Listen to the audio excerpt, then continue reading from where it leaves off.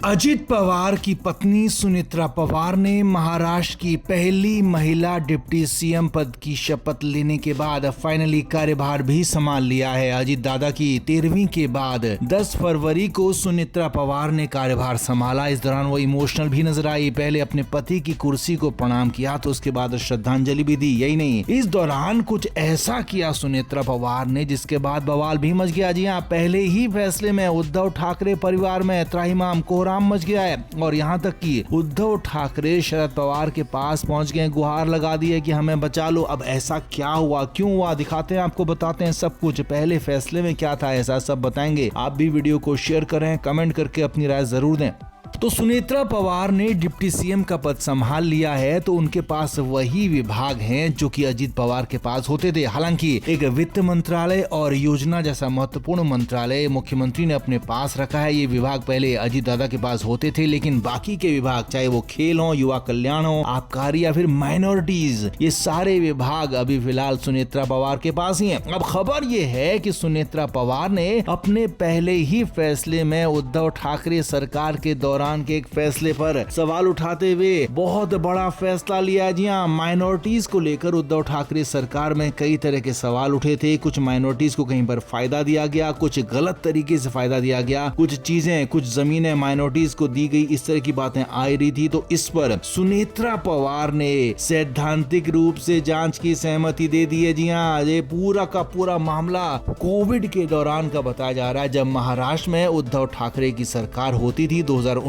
से 2022 तक। तो उसमें उस सरकार में कांग्रेस के साथ साथ एनसीपी भी शामिल थी और खबर यह है कि उस दौरान कुछ गलत तरीके से माइनॉरिटीज को कुछ लाभ दिए गए थे। तो उन लाभों की जांच करने के लिए यहाँ पर सैद्धांतिक सहमति सुनेत्रा पवार ने अपने पहले ही फैसले में दे दी है। हालांकि सूत्रों का कहना है कि इसमें ऑफिशियल लेटर आने में अभी टाइम लगेगा, क्योंकि सुनेत्रा पवार जल्दबाजी नहीं करना चाहती हैं। लेकिन हाँ, जो अधिकारियों ने उन्हें ब्रीफ किया, जो अधिकारियों ने उन्हें डिटेल्स दिखाई बताई, वो सारी की सारी चीजों के बाद खबर यही है कि सुनेत्रा पवार सैद्धांतिक रूप से सहमत हो गई हैं कि उसकी जांच की जानी चाहिए कि आखिर क्यों हुआ ऐसा, माइनॉरिटीज के साथ क्यों इस तरीके से बिना किसी नियम कायदे के उनको कुछ जगहों पर फायदा दिया गया, गलत तरीके से फायदा दिया गया। तो ये सारा का सारा डिटेल अब सुनेत्रा पवार के पास पहुंच गया है। और अब खबर यह है कि इसके बाद उद्धव ठाकरे खेमे में खासी खलबली मच गई, क्योंकि हो सकता है कि कुछ ऐसा हो छिपा हुआ इसमें जिसने उद्धव ठाकरे की पूरी पॉलिटिक्स को ही यहाँ पर खिलाफ कर सकती है। तो खबर यही है कि यहाँ पर उद्धव ठाकरे की खेमे में खलबलाहट मच गई है, त्राहिमाम मच गया है। और शरद पवार तक से भी बात की, क्योंकि शरद पवार यहाँ पर उद्धव ठाकरे के मेंटोर माने जाते हैं और शरद पवार उधर अजित पवार के भी चाचा हैं। तो यहाँ पर सुनेत्रा पवार, हालांकि उनकी बहू जरूर है, लेकिन वो उनकी कितनी बात मानेंगी, शरद पवार की बातों में कितना आएंगी, ये सवाल है। लेकिन यहाँ पर यही है कि अपने पहले ही फैसले में उद्धव ठाकरे और उनकी पार्टी पर यहाँ पर कील ठोकने का काम किया है। तो अब देखना यही होगा कि आदेश कब होता है। जी अभी तो सैद्धांतिक सहमति हुई है, अब आदेश कब होता है ये भी जानना और देखना बाकी होगा। तो आप इस पर क्या कहेंगे, आप भी कमेंट करके जरूर से जरूर बताएं, वीडियो को शेयर भी करें।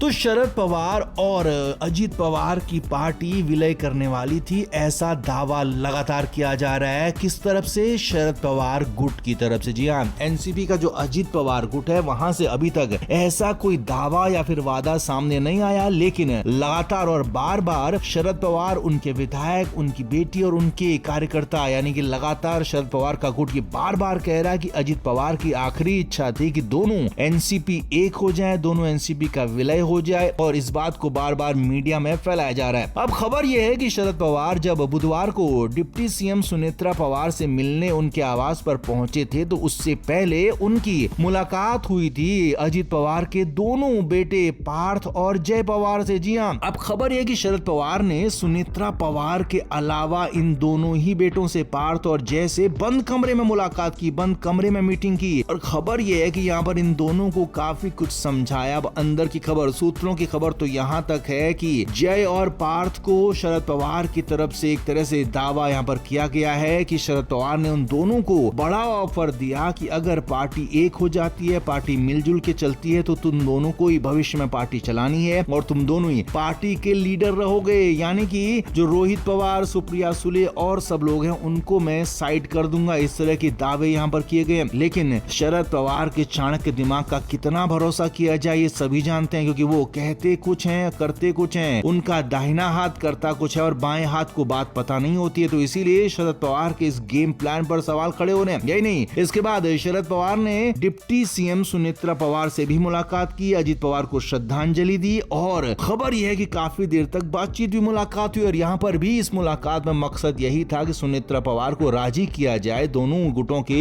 एक हो जाने को लेकर। हालांकि सुनेत्रा पवार सरकार नहीं छोड़ना चाहते और उन्होंने एक ही बात सामने रखी कि अगर दोनों पार्टियों का विलय भी होगा तो दोनों पार्टियां महायुति में रहेंगी, सरकार में रहेंगी और वो फिलहाल सरकार में ही रहना चाहती हैं, बीजेपी के साथ रहना चाहती हैं। अब खबर यह है कि यहाँ पर तो शरद पवार ने हाँ में हाँ मिला दी, लेकिन अंदर खाने शरद पवार अलग तरीके का गेम कर रहे हैं। शरद पवार जो कि महाराष्ट्र की राजनीति के बुजुर्ग और चाणक्य नेता माने जाते हैं, वो इस तरह से कुछ दिमाग चलाते हैं कि उनके दिमाग की बात उनको खुद नहीं पता होती है। जी हाँ, बहुत हद तक सीक्रेट वो चीजें करते हैं। तो खबर यही है कि यहाँ पर शरद पवार ने जब मीटिंग की सुनेत्रा के दोनों बेटों से, तो सुनेत्रा पवार भी इसे लेकर नाराज बताई जा रही हैं और खबर तो यहाँ तक है कि सुनेत्रा पवार ने अपने दोनों बेटों को फरमान सुना दिया है कि अब किसी से भी पॉलिटिकल राजनीतिक मुलाकात होगी तो बात मुझ तक होगी और मेरे सामने होगी। यानी कि अकेले में दोनों के मिलने पर लगभग पाबंदी लगा दी गई है, क्योंकि सुनेत्रा पवार मानती हैं कि अभी उनके दोनों बेटे इतने मैच्योर नहीं है कि वो राजनीतिक नतीजे देख सकें, राजनीतिक फैसले ले सकें। इसीलिए अब जो भी फैसला लिया जाएगा वो शरद पवार के साथ हो, भले किसी के साथ और भी हो, तो वो फैसला सुनेत्रा पवार की ही तरफ से लिया जाएगा। तो कुल मिलाकर बवाल मचा हुआ है, सुनेत्रा पवार नाराज हैं सीक्रेट मीटिंग को लेकर, अकेले में जो मीटिंग हुई। अब देखना यह है कि दोनों पार्टियां एक होती हैं नहीं, क्योंकि 9 फरवरी की तारीख है। 9 फरवरी को